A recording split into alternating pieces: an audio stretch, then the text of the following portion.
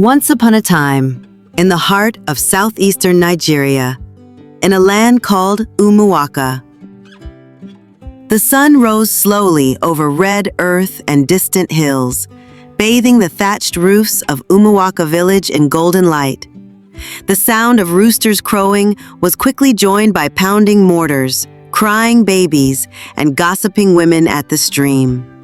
Life in Umuaka followed a rhythm, except for one family, where silence and tension had become louder than any drumbeat. In the palace compound of Eze Uchenna, ruler of Umuaka, two brothers grew up under the same roof, but lived in different worlds. Chidera, the first son, was calm and introspective. People said he had his mother's soul, a gentlewoman named Obiageli, who died when the boys were still young. Chidera walked like his father, spoke with wisdom beyond his years, and was always the first to offer a helping hand. Ifeanyi, the second son, was fire. He laughed loudly, fought often, and chased shadows no one else could see. He was the kind of boy who always wanted more recognition, more love, more proof that he mattered, especially when it came to Adaora. Now, Adaora was the village beauty. She had skin like ripe udala fruit and a laugh that made men forget their problems. Both brothers loved her, but she only had eyes for one. For years, Ifeanyi tried everything, gifts, praise, even charms from the herbalist. But Adaora only wanted Chidera. And Chidera, he barely noticed her affections. He was focused on the future, his father's duties, the sick in the village, the legacy of the throne. One day, under the old Iroko tree, Adaora confessed her love to Chidera. He smiled softly and said, "You're a kind soul, Adaora, but I cannot love you the way you wish. My heart, it belongs elsewhere." She ran off in tears, and Ifeanyi, who had followed them, hidden behind the shrubs, watched everything. That was the day the seed of hatred took root. From that moment, Ifeanyi changed. He laughed less, spoke less, but the rage in his eyes grew every time he looked at Chidera. In secret, he blamed him for everything: his pain, his rejection, his constant feeling of being second best. Eze Uchenna, now old and ailing, noticed the growing rift. He called the village elders, held private meetings, even visited Mama Ineka, the oldest seer in Umuaka, but none of it helped, because the hatred wasn't just about Adaora anymore. It had festered. It had grown teeth. One rainy evening, Ifeanyi entered the old royal storehouse. There, he found something strange. An ancient talking drum wrapped in old cloth and dust. He touched it, and it hummed beneath his fingers. That night, he heard it whisper in his sleep, "You are the true son, the rightful heir. The blood of kings flows in you."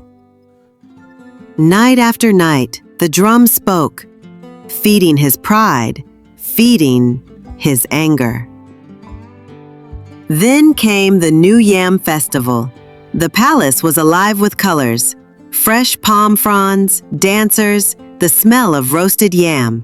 Spirits were called, drums beat.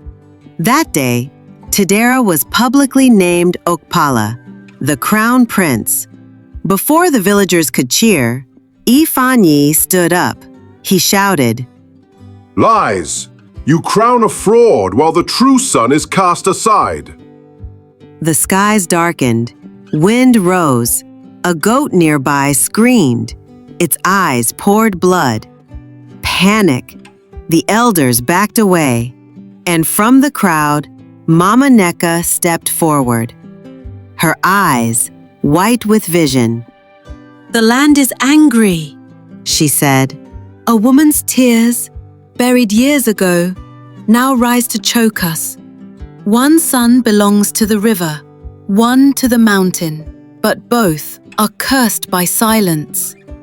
Eze Uchina lowered his head. Everyone saw it.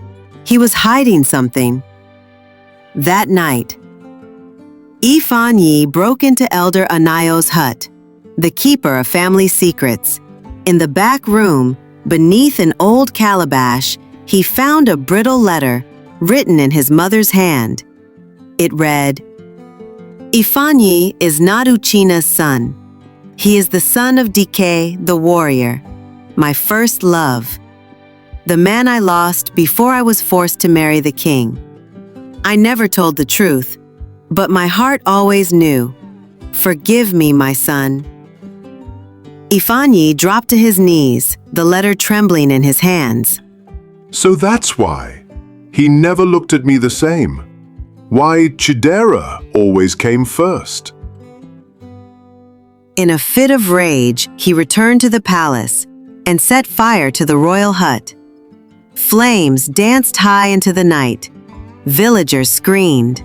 Chidera ran through the smoke, dragging their father out just before the roof collapsed.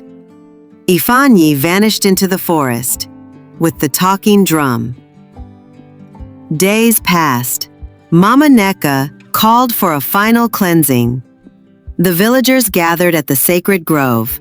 She danced, she wept, she fell into trance. And the ancestors spoke. The truth is revealed. Ifeanyi does not carry the king's blood, but he carries the pain of being unloved. "You may not be my brother by blood," he said, "but you are my brother by pain. That's deeper." Together, they walked to the Nkisi River. And together, they threw the talking drum in. It sank, and as it did, the clouds broke. Sunlight poured into Umuaka for the first time in days. In the days that followed, the brothers rebuilt the burnt hut, side by side. Eze Uchenna, now weak, smiled again. Mama Neka returned to her shrine and whispered to no one in particular. The drum is silent now. Peace has returned. As for Adaora, she married a humble farmer from another village and lived quietly ever after. In Africa, we say, "The drum speaks only to those who listen with their hearts." And sometimes, the loudest sound isn't hatred or pride, but the silence that follows forgiveness. Kindly support the channel by subscribing. Turn on the notification bell so you'd get notified when we drop another mind-blowing video. Also, do not forget to like and share to family and friends. See you in our next video.